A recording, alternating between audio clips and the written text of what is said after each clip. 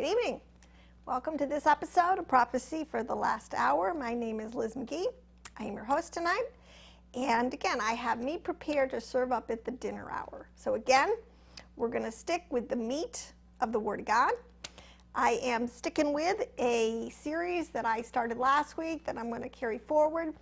I'm again unpacking Kabbalah, Jewish mysticism. If anyone who is familiar with me, my teachings, my YouTube, some of the things, I do believe that all Israel is a word used by Yahweh for his people, okay? And when I say Jewish Kabbalah, I don't want people to be misled to think that it's not for the house of Israel, but because I will tell you that it is so important today. The house of Israel or Gentile Christians begin to wrap their mind around what their brother Judah has preserved at unbelievable peril and expense to themselves, truly, for us to have in these last days so that we can be in this restoration of all things. The restoration of all true knowledge and truth is going to finally rise to the surface, win out, and the whole earth is going to be covered with the glory or the knowledge of the Lord. So it's a great thing. So, but Jewish Kabbalah, I've said many times, don't be afraid of it. There is, like in anything, this is the whole point. There is truth and there is falsehood.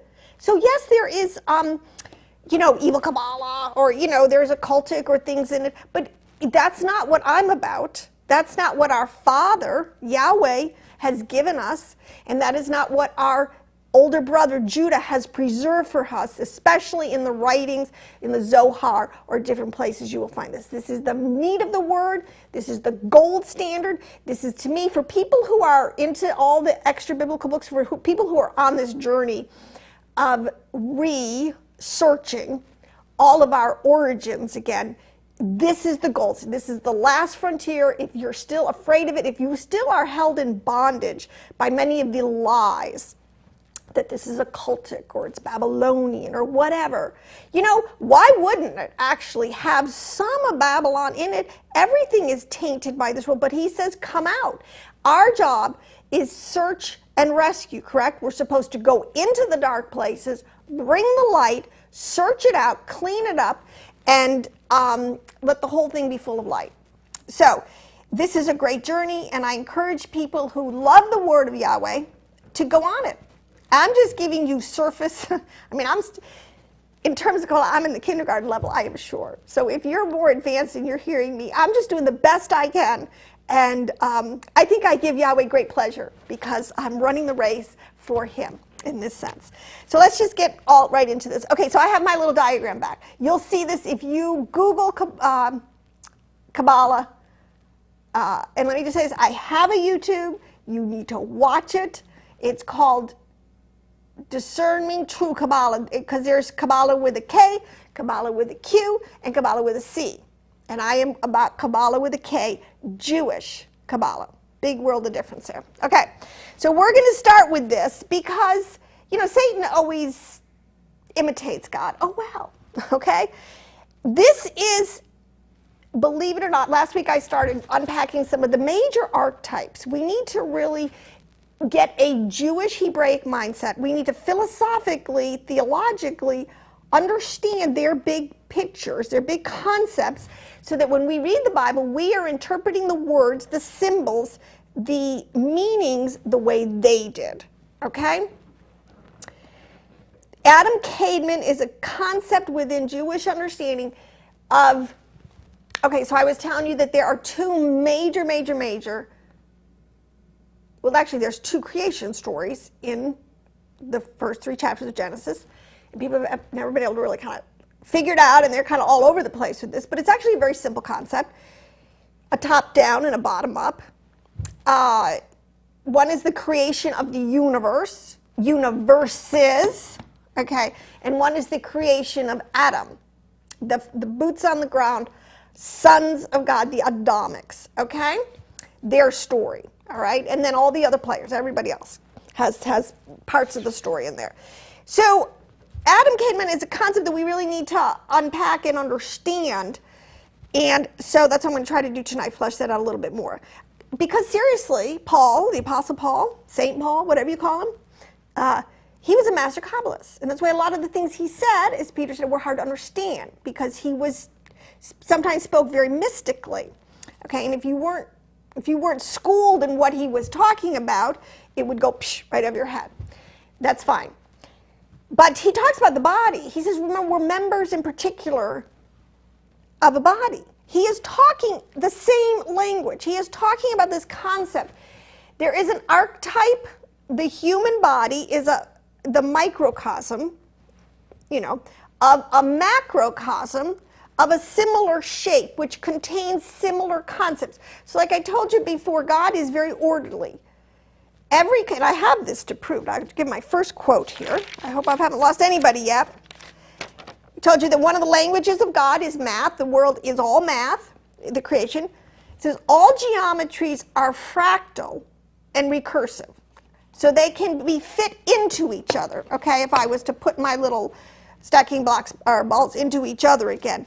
They stack into each other and can be infinite. So in other words, I could go so macrocosm with this thing and so microcosm, and there's no limit to how many of these things I can put inside of each other if I wanted to. That is the concept. God has packed so much, but he's very linear. So if he has started a template, and this is a flow, this is an emanation, this is like light. I mean, it just keeps going. You don't see light start, going. I'm not talking about lightning in the sky. It just goes in a straight path. These things just go. All right. So it's an important concept. The basis of all CGI and computing these days are all foundational principles of nature and fractality in 3 dimensions. It stacks. And this is a very important principle of God. He is not confused. He's very orderly. That's good news to the linear mind. And I'm going to show you more. Because what we're going to do tonight, I'm going to unpack Adam Kadmon a little bit. The mind. Okay? What people would call the Godhead. Okay? The Morning Star administration. Okay? Where it all emanates from. So we have in the beginning in Genesis, it talks about in the beginning, right? And the word is really with beginning. I'm going to show you how packed and loaded these concepts are. Yah created the heavens and the earth. Okay, now that is, sounds very simple and plain. It's got a first grade. But it has, in the PhD level, like I always say, this is with beginning in the singularity. See, because what I'm telling you is Kabbalah, there's nothing new under the sun. There is no new science. That's not science falsely accused, so where they're trying to throw a lie at us, a scientific lie, which there are a lot of, but where it's really true, there's nothing new under the sun. There's just being repackaged. So today, quantum physics, whether they know it or not, is repackaging to us the whole Kabbalistic concept of how God created the universe in the moment of singularity, when the first point, okay, and if you know anything about your dimension, you start with point to line to area to mass. I mean, it's the foundational concept of all math, okay?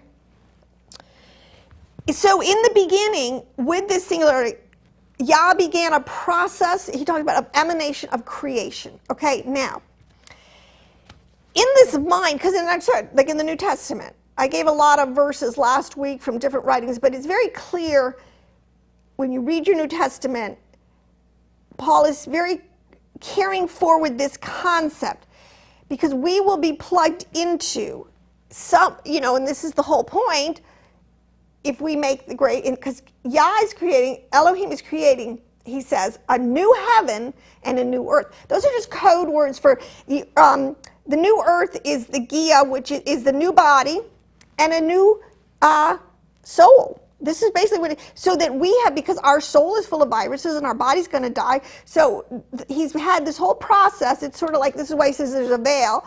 There's sort of curtain up there. Behind the scenes, he's making everybody that wants totally new. And when the thing is done and the curtain drops, boom, and there's the greatest revelation that anybody could have ever seen.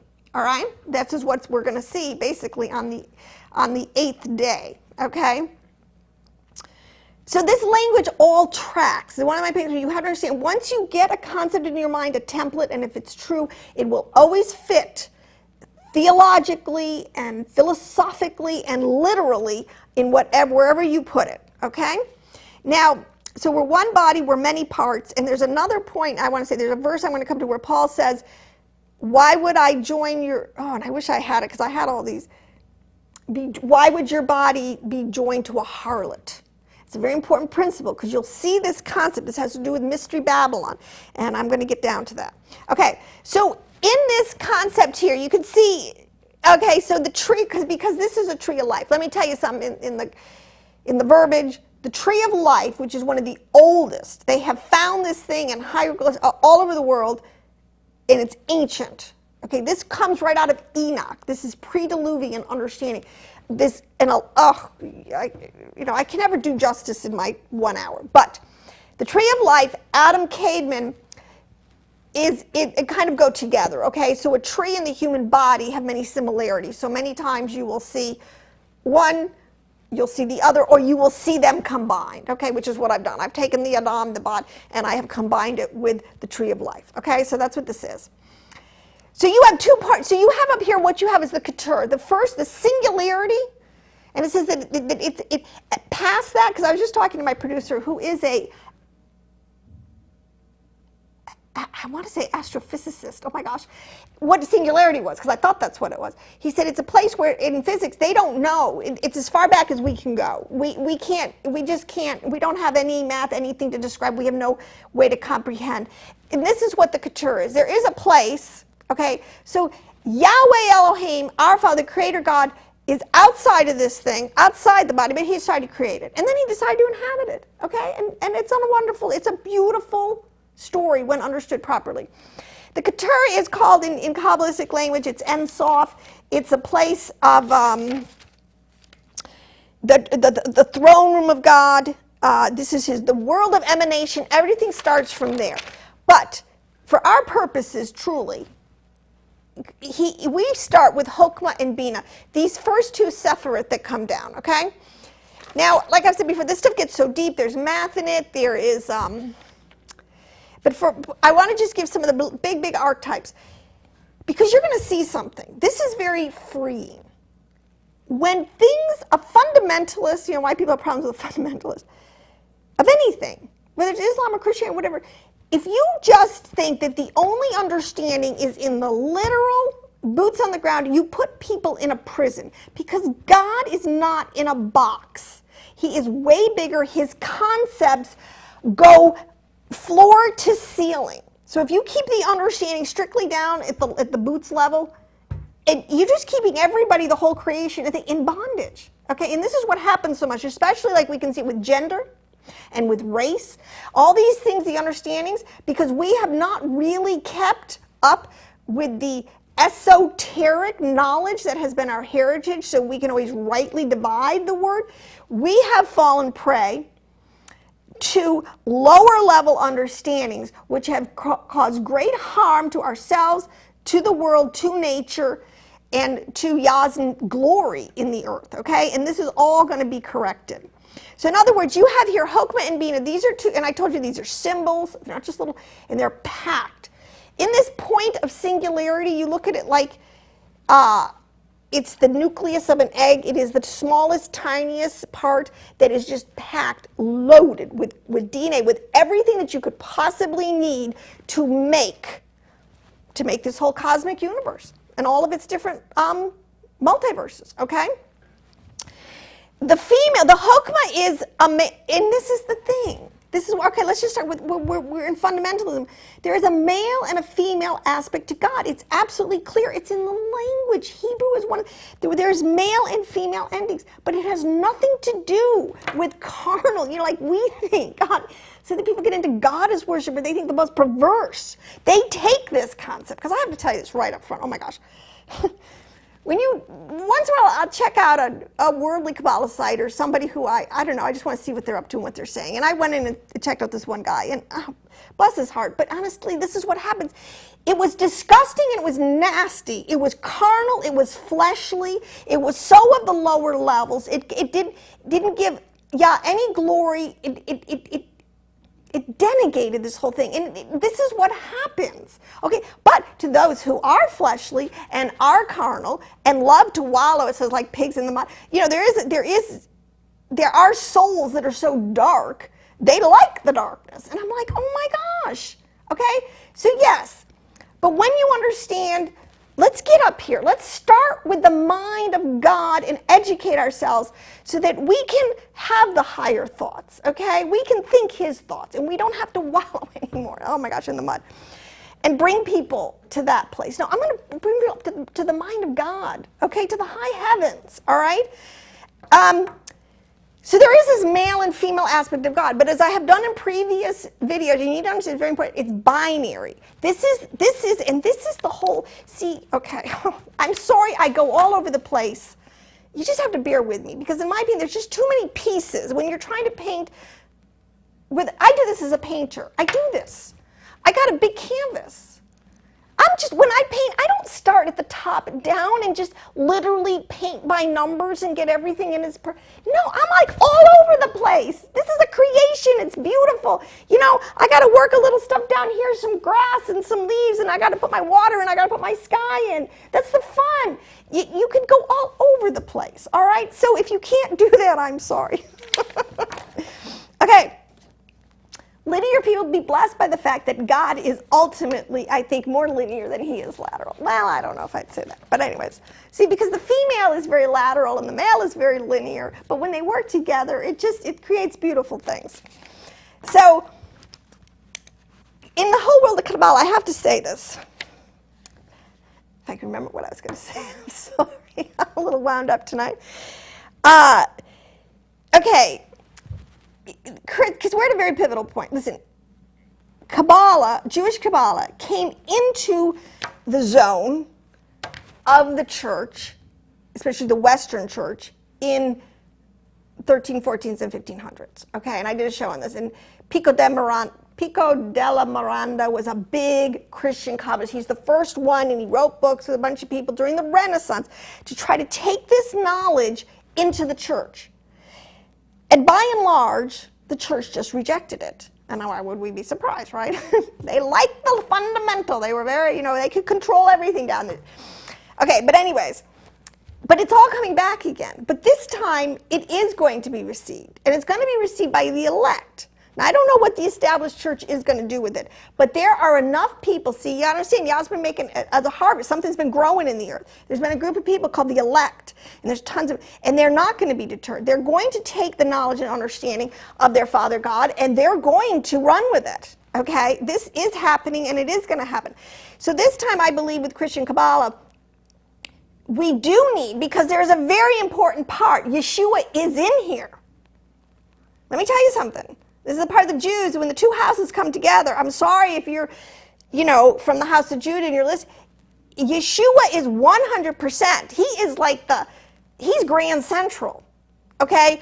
Everything is coming off of him right here, the heart, okay? It's unmistakable. This is why a lot of Kabbalists actually did come into an understanding of Yeshua and as a Messiah ben Joseph. So these things all can work together.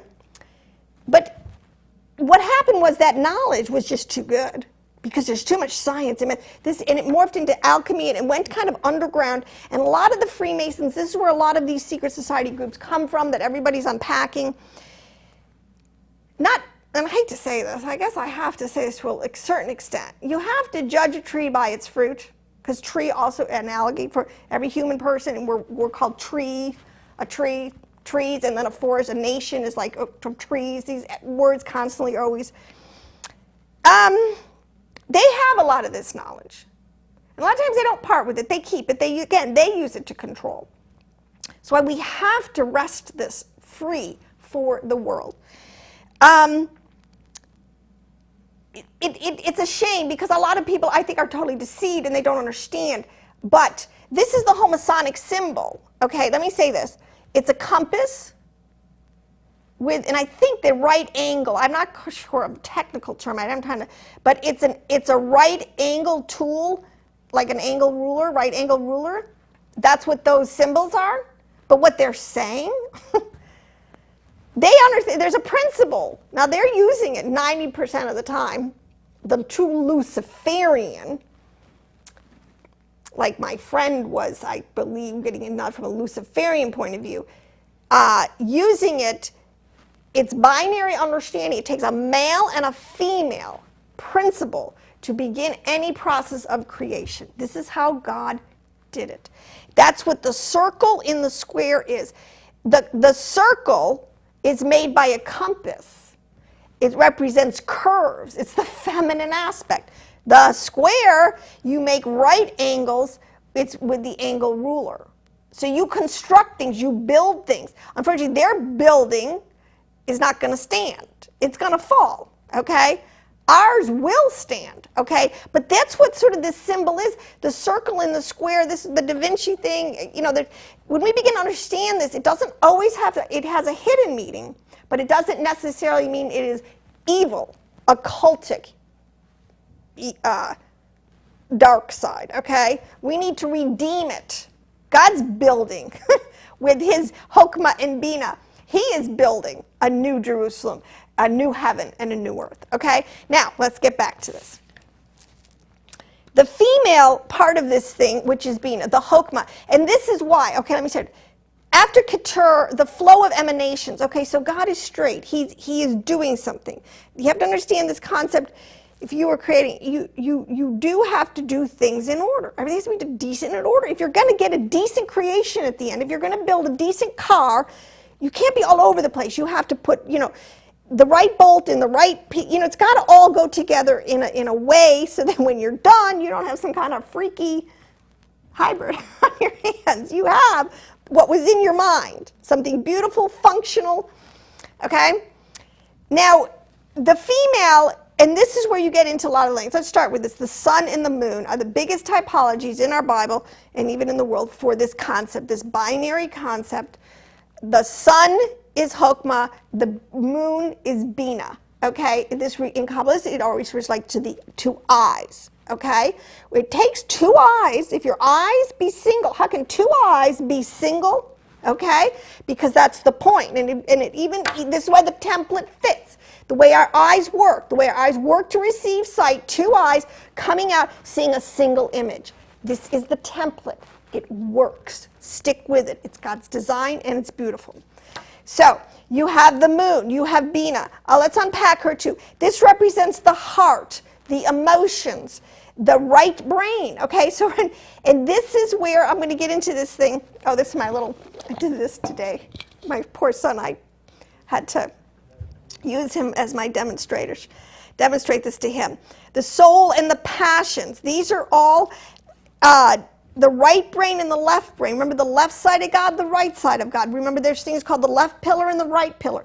This is very much what we're talking about, okay? This is the pillars, okay? And I say this for the flat earth, as you understand. We're not talking about physical pillars. God has emanations that and done in such a way, it holds this thing together. It holds the creation upright. Why do you think the creation doesn't? Why do you think the stars don't fall down on us? How do they? The way in which the stars stay in the sky, the principles, the laws of physics. Why do you think the other worlds don't implode on us? See, there's things. His pillars, they have a strong structure. It represents like the bones of our body. They keep all our organs in place. They keep us upright. It's the frame. It's the same concept. Remember, always concepts always track. So you have a right side and a left side, a right brain and a left brain. This is the right hemisphere and the left hemisphere of our brain. And even our brains absolutely fit into this typology. Now, I don't know if you can get a close-up. I have this in my little... Because the Jews, it's actually really funny. Out of a little nut, you can get the most incredible, deep allegories and lessons. But anyways, a nut is a complete little microcosm of the large heaven, everything about it. But if you look at it, it has two openings here, two hemispheres. See, this is the point. Our brain fits the typology. Binah, one side is Binah, one side is Hokmah. This is the point with the sexes. Again, everybody has some Hokmah and Binah. We are made up of both parts of this pillar here, the left side and the right side. It isn't like women are all one way and men are the. We are a blend. Now, in the physical, when we're down here, we're going to come down and unpack this, but when you get down here to boots on the ground, where we are human beings in manifested form down here, and we need to actually reproduce, it does take two. It takes a male and a female, okay? This is all part of God's plan.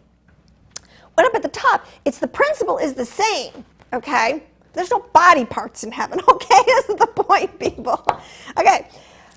But the brain, you have a left side and a right side, okay? And they call it the left hemisphere and the right hemisphere. And they know they do different, even today, this is how sophisticated science is getting. They know that they do different functions. This is exactly God created this way. It's very orderly. The right brain is very much creative. Where did I write this down? Lateral thinking, holistic thoughts, insight, creativity, artistic. You know, that's sort of the right brain. The left side of the brain is where we get analytical thought, language, logic, math, numbers. This is absolutely on purpose. But like in a verse like Paul talks about, where he says, and the man was first created, not the woman. What he's talking about, he's not giving you a hierarchy that men are supposed to rule their wives. See, this is what happens when we have a totally fundamentalist, first grade understanding, and we have no place else to take it. No, the first thing after Keter, the singularity, was the point, was the chokmah, which is the whole, the thought. It is the absolute mind. It's called the point of God, okay? And that was the next thing on the block, so to speak, okay? Found its partner in Bina, okay? Bina was the one, and this is really funny because I don't know where I read this in a Kabbalistic sense, but this is how in some of the texts, when you don't know what they're saying, they go like, what are they saying? But it talked about how the woman is behind the male and telling the male what to do. And I'm like, well, that sounds pretty sexist, right? But it's not. When you understand what they're... See, Chokmah gets the whole plan, boom, right? It's like if I gave you the blueprints, okay? You go over, you get Bina, you get the architect, you get somebody who can read them, and who is the one who gets the ball rolling, who starts to build it. That's how these things work, okay? One emanation flows into another emanation, flows into another emanation, and it keeps getting built. And what happens is this energy coming down, it gets, and you come over into more mass, into more density. I mean, it all fits, okay? But I just want to unpack this in some of the bigger picture stuff. This is wisdom and this is understanding. So this is what he is saying in the word. I've done this. The principal thing for us is to get the mind of Christ, which is to get wisdom and to get understanding, to get your thoughts, your doctrine, your theology, your code of behavior, your Torah understanding from the high heavens, from the Godhead, from the top. Okay? This is where we understand that Yeshua is... Okay, the mind of Christ. We have now a program that runs in us where we can access. See, and this is the thing, that's why it says, see, because it's all pure physics. And they said, the Bible is the most, and I say this unapologetically and absolutely, the most scientific book on, we just don't understand it. We don't have the language. And the Jews did keep it, because I taught another little, I don't know, funny little poster thing on Facebook they put. It was really kind of funny. And here's this rabbi guy, you know, he's got the long beard and the hat, I mean, his kippah on and everything. And he's like freaking out going, shut it down, the Goyim get it. The Goyim have gotten it. Like, in other words, they've got a hold of the knowledge. They get it, shut it down. You can't let it. I mean, they had to protect it.